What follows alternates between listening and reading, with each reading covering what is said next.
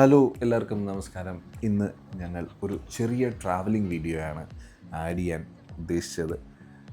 ഒരു first time ഞങ്ങളുടെ കുഞ്ഞിൻ്റെ ഫസ്റ്റ് ടൈം ഫ്ലൈറ്റ് യാത്ര. അപ്പം ഇന്ത്യൻ ബിക്സിൻ്റെ പുതിയ വീഡിയോയിലേക്ക് സ്വാഗതം.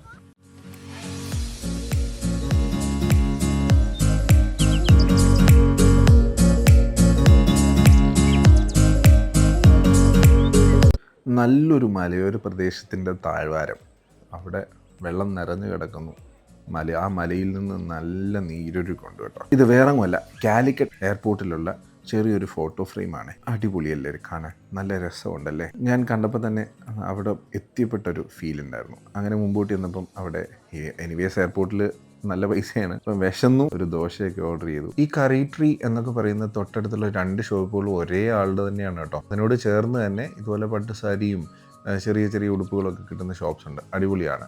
അങ്ങനെ ഞങ്ങൾ ഓർഡർ ചെയ്ത മസാല ദോശയും മുട്ടയും ഒരു കോഫിയൊക്കെ വന്ന് ഞങ്ങൾ കുടിച്ചിരിക്കുമ്പം ഫ്ലൈറ്റിൻ്റെ കോൾ വന്നു. ഞങ്ങൾ നേരെ ഫ്ലൈറ്റിലേക്ക് യാത്ര ചെയ്യുക. അങ്ങനെ 1 മണിക്കൂർ ഫ്ലൈറ്റ് ലേറ്റ് ആണെങ്കിലും സ്കൂളിൽ ബെല്ലടിച്ച് വീട്ടിലേക്ക് ഓടാൻ കുതിക്കുന്ന ആൾക്കാരെ പോലെ പേര് വിളിച്ചപ്പോൾ തന്നെ ഓടി ഇടിച്ച് ഫ്ലൈറ്റിൽ കയറാൻ നോക്കി.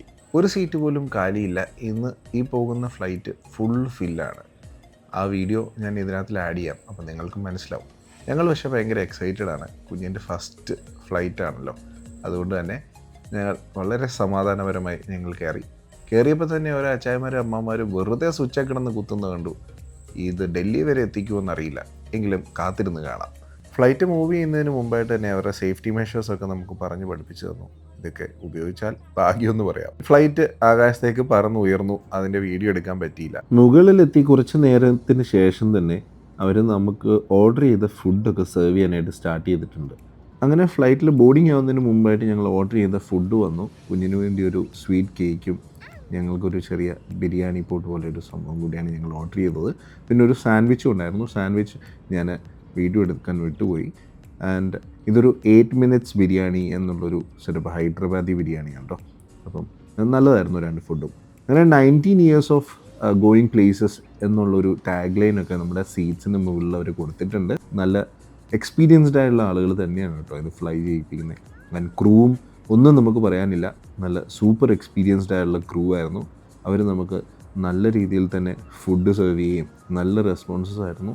നമ്മൾ ഒരു ഗ്ലാസ് വെള്ളം ചോദിച്ചാൽ തന്നെ അവർ പെട്ടെന്ന് തന്നെ നമുക്ക് കൊണ്ടുതരുന്നൊരു സൗകര്യങ്ങളൊക്കെ ഇതിനകത്തുണ്ടായിരുന്നു. സ്ലോലി ഞങ്ങളുടെ ക്യാമറ കണ്ണുകൾ നേരെ ആകാശത്തേക്കൊന്ന് തിരിച്ചു. ഇതിനകത്ത് കയറിയിരിക്കുന്നത് ഫസ്റ്റ് ഫ്ലൈറ്റ് എക്സ്പീരിയൻസ് ഞങ്ങളുടെ കുഞ്ഞിൻ്റെയും കൂടെ എക്സ്പീരിയൻസ് ചെയ്യാൻ വേണ്ടിയാണെന്ന് ഞാൻ പറഞ്ഞല്ലോ. സൈഡിൽ മഞ്ഞ് മൂടിയ ഗ്ലാസ്സിൽ നിൽക്കുന്നതുകൊണ്ടോ അല്ലെങ്കിൽ എയർ തെങ്ങി നിൽക്കുന്നതുകൊണ്ടോ ആണെന്നറിയില്ല, പുറത്തേക്കുള്ള കാഴ്ചയുടെ വിസിബിലിറ്റി ഭയങ്കര കുറവായിരുന്നു. പക്ഷേ എന്നിരുന്നാൽ തന്നെയും ആ ഒരു താഴത്തെ ലൈറ്റൊക്കെ കണ്ടോ, അത് എന്ത് ലൈറ്റാണെന്ന് ഇതുവരെ എനിക്ക് മനസ്സിലായിട്ടില്ല. അത് ഫ്ലൈറ്റ് ഇനിയും താഴ്ന്നാണോ പറക്കുന്നത് അതോ വേറെ എന്തെങ്കിലും റിഫ്ലക്ഷൻസ് ആണോ ആ ലൈറ്റിൻ്റെ കാരണം എന്നൊന്നും അറിയില്ല.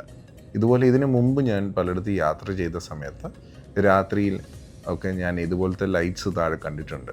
അപ്പം ഇത് എന്തുകൊണ്ടാണ് അങ്ങനെ ഒരു ഫീലെന്നൊന്നും എനിക്കറിയില്ല. അറിയാവുന്നവരുണ്ടെങ്കിൽ അതിനെ കമൻറ്റ് ചെയ്യുക കേട്ടോ. ഞങ്ങൾ ഈ സൈഡിലിരിക്കുമ്പോൾ തന്നെ കുഞ്ഞിന് കുറച്ച് കാര്യങ്ങളൊക്കെ ഇങ്ങനെ പറഞ്ഞ് അവനെ മനസ്സിലാക്കാൻ ശ്രമിക്കുകയൊക്കെ ആയിരുന്നു. കാരണം നമ്മുടെ മനസ്സിലൊരു പേടിയുണ്ട്. ഞങ്ങൾ ടേക്ക് ഓഫും ലാൻഡിങ് സമയത്ത് ചെവിയിൽ നമ്മുടെ കോട്ടൺസ് പ്ലേസ് ചെയ്തിട്ടാണ് ഞങ്ങൾ ട്രാവൽ ചെയ്യുന്നത്. കാരണം നമുക്ക് ആ ചെവി അടയുന്നൊരു ഫീലും പെയിനും ഒക്കെ വരാൻ ചാൻസസ് ഉള്ളതുകൊണ്ട് കുഞ്ഞ് പക്ഷേ അതിനെ അനുവദിക്കുന്നില്ലായിരുന്നു. അപ്പോൾ അവൻ്റെ അതിൽ നിന്നൊക്കെ ഡിസ്ട്രാക്ട് ചെയ്യുന്ന രീതിയിൽ ഞങ്ങളൊന്ന് ശ്രമിച്ചുകൊണ്ടാണ് ഈ മോട്ടറും ഫാനും അങ്ങനെയുള്ള ലീഫും ലൈറ്റും ഒക്കെ കാണിച്ചും പറഞ്ഞുമൊക്കെയാണ് ഞങ്ങൾ ഈ യാത്ര ഡൽഹി വരെ എത്തിച്ചത്. അപ്പോൾ കുഞ്ഞുങ്ങളുമായിട്ട് യാത്ര ചെയ്യുന്നവർക്ക് എല്ലാവർക്കും മനസ്സിലാവും അതിൻ്റെ ആ ഒരു ഡിഫിക്കൽറ്റി എന്താണെന്നുള്ളത്. ഗ്ലാസ്സിൽ കൂടെ നല്ല വ്യക്തമായിട്ട് നമുക്ക് താഴത്തെ നല്ല ലൈറ്റുകൾ നമുക്ക് കാണാം. അപ്പം ഇത് എത്രത്തോളം അടി താഴ്ചയിലാണ് പറക്കുന്നതെന്ന് നമുക്ക് ഫീൽ ചെയ്യാൻ അല്ലെങ്കിൽ മനസ്സിലാക്കാൻ കഴിയില്ലായിരിക്കാം. അങ്ങനെ ഒരു സ്ക്രീനുകളൊക്കെ ഉണ്ടായിരുന്നെന്നുണ്ടെങ്കിൽ നമുക്ക് ആ ഒരു ഫീല് നമുക്ക്, അല്ലെങ്കിൽ എത്ര അടി ഉയരത്തിലാണ് താഴ്ചയിലാണെന്നൊക്കെ നമുക്ക് മനസ്സിലാക്കാനായിട്ട് സാധിക്കും.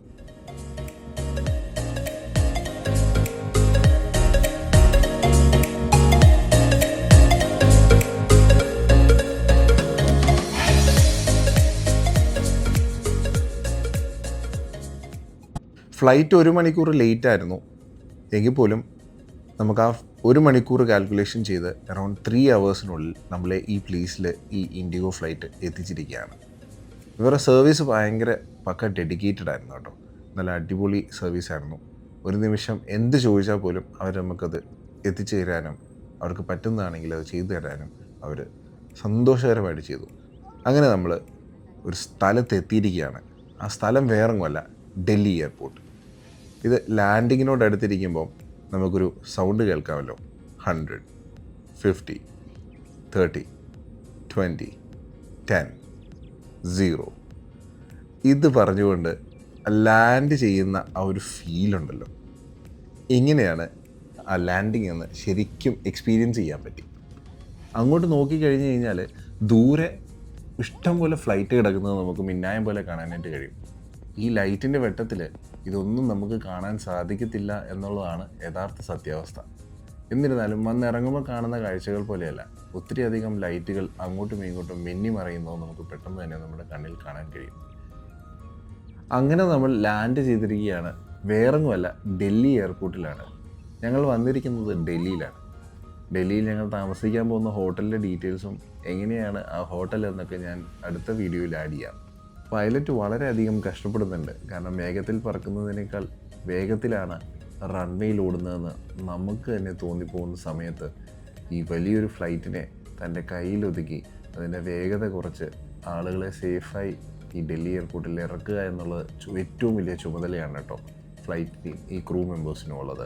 അങ്ങനെ നമ്മുടെ ഫ്ലൈറ്റിൻ്റെ വേഗതയൊക്കെ പൈലറ്റ് തൻ്റെ കയ്യിൽ കൺട്രോളൊക്കെ ഏറ്റെടുത്ത് നമ്മളെ വേഗത്തിൽ കൊണ്ടുപോകാനാണ്. ഇതിൻ്റെ ഇടയ്ക്ക് നമ്മുടെ ക്രൂ മെമ്പേഴ്സ് വന്ന് പറഞ്ഞിരുന്നു, കുഞ്ഞിൻ്റെ ആദ്യത്തെ ഫ്ലൈറ്റ് ആയതുകൊണ്ട് ഒരു ഫോട്ടോ എടുത്തിട്ട് പോകാവൂ എന്നൊക്കെ നമുക്ക് പറയുന്നുണ്ട്. ആൻഡ് വെൽക്കം ജൂനിയർ എന്ന് പറയുന്നൊരു കാർഡൊക്കെ നമുക്ക് തന്ന് ശരിക്കും പറഞ്ഞാൽ ഏറ്റവും വലിയ സന്തോഷമായിരുന്നു. കുഞ്ഞിൻ്റെ ഫ്ലൈറ്റിൻ്റെ കൂടെ തന്നെ അവൻ ഇങ്ങനെയുള്ള അംഗീകാരങ്ങളും ഒക്കെ കിട്ടുന്നത് വളരെ സന്തോഷമുള്ള ഒരു കാര്യം തന്നെയാണ്. ഇനി ഞാൻ ഞങ്ങളുടെ ഫ്ലൈറ്റ് കാണിക്കാം, എങ്ങനെയാണ് ഏത് ഫ്ലൈറ്റാണ് വന്നതെന്നുള്ളത്. ഇതായിരുന്നു കേട്ടോ നമ്മുടെ ഫ്ലൈറ്റ്, ഇൻഡിഗോ എയർലൈൻസ്. അപ്പം ഇതിൻ്റെ ക്രൂ മെമ്പേഴ്സൊക്കെ അടിപൊളിയായിരുന്നു. നമ്മൾ ഇങ്ങനെയൊരു സ്റ്റെപ്പ് കാര്യങ്ങളൊരു സെറ്റ് ചെയ്യുന്നു, അതിൽ കൂടെ താഴേക്ക് ഇറങ്ങി ഉടനെ തന്നെ താഴെ നമുക്ക് നമ്മളെ കൊണ്ടുപോകാനുള്ള ബസ് കാര്യങ്ങളൊക്കെ വന്നു ടെർമിനലിലേക്ക് എത്തിക്കാനുള്ളത്. ഈ ബസ് ഭയങ്കര ആൾ തിരക്കോട്ടൊക്കെ ആയിരുന്നെങ്കിൽ പോലും നമ്മൾ അതേ സെയിം ബസ്സിൽ തന്നെയാണ് എടുത്തത്. ചെറിയൊരു വീഡിയോ എടുത്തതിന് ശേഷം പെട്ടെന്ന് തന്നെ ബസ്സിൽ കയറി നമ്മൾ ടെർമിനലിലേക്ക് കടന്നുപോയി. അവിടെ നിൽക്കുമ്പോൾ തന്നെ നമുക്ക് കാണാൻ പറ്റും ഇൻഡിഗോയുടെ തന്നെ ഒരു വലിയ ഒരറ്റം മുതൽ അങ്ങേ അറ്റം വരെ അടുക്കി ഇട്ടിരിക്കുന്ന പോലെ നമുക്ക് കാണാൻ കഴിയുന്നത്. ഇത് റൈറ്റും ലെഫ്റ്റും ഒക്കെ ഇൻഡിഗോ അങ്ങോട്ടും ഇങ്ങോട്ടും ഒക്കെ പോകുന്നുണ്ട്. ഒരു വലിയൊരു രോമാഞ്ചം കൊള്ളിക്കുന്ന ഒന്ന് തന്നെയാണ് ഇത്രയും വലിയ ഫ്ലൈറ്റൊക്കെ ഒരുമിച്ച് അടുത്ത് കാണുക, അത് ഒരു വീഡിയോ എടുക്കുക എന്നൊക്കെ ഉള്ളത്. ഇത് എനിക്ക് മാത്രം കിട്ടിയ ഭാഗ്യമല്ല, യാത്ര ചെയ്യുന്നവർക്കൊക്കെ കിട്ടുന്ന ഭാഗ്യമാണ്. ക്രൂ മെമ്പേഴ്സും അതുപോലെ തന്നെ നമ്മൾ വന്ന അതേ സെയിം പാത്ത് വേയിൽ കൂടെ തന്നെ താഴോട്ട് വരികയാണ്. നല്ല അടിപൊളി ക്രൂ മെമ്പേഴ്സായിരുന്നു. ഇവരെ ഒരു കാര്യത്തിൽ നമുക്ക് മാറ്റി നിർത്താൻ പറ്റില്ല. ഒരു 5 out of 5 തന്നെ നമുക്ക് നൽകാം. ഇവിടെ 10 കൺവെയർ ബെൽറ്റുകളാണ് കേട്ടോ. അതിന് ബാഗേജ് ബെൽറ്റ് എന്നാണ് അവിടെ എഴുതിയിരിക്കുന്നത്. ഞാൻ കൺവെയേഴ്സ് എന്ന് ഉദ്ദേശിച്ചത് കൊണ്ട് പറഞ്ഞു എന്ന് മാത്രമേ ഉള്ളൂ. ഇതുപോലെ തന്നെ 10 ബാഗേജ് ബെൽറ്റുകളാണ് ഇവിടെ അവൈലബിൾ ആയിട്ടുള്ളത്.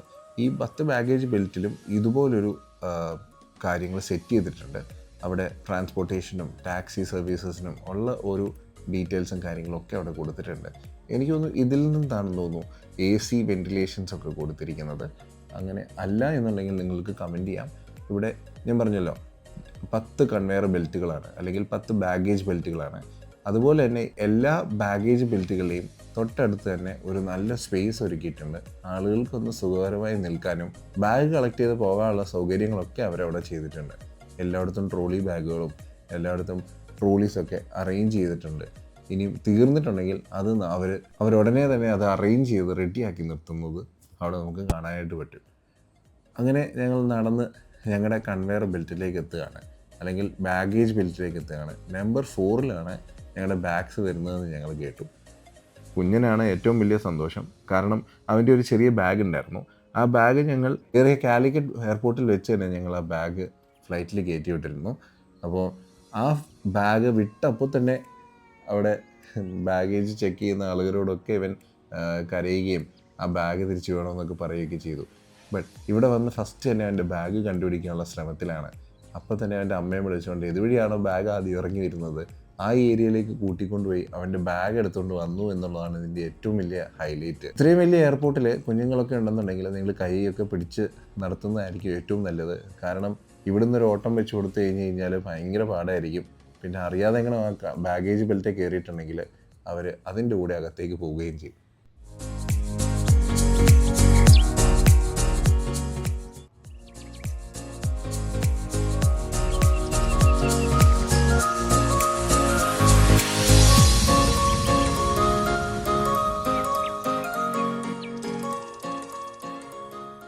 ഇതാണ് ഡൽഹി എയർപോർട്ടിൻ്റെ പുറംഭാഗം.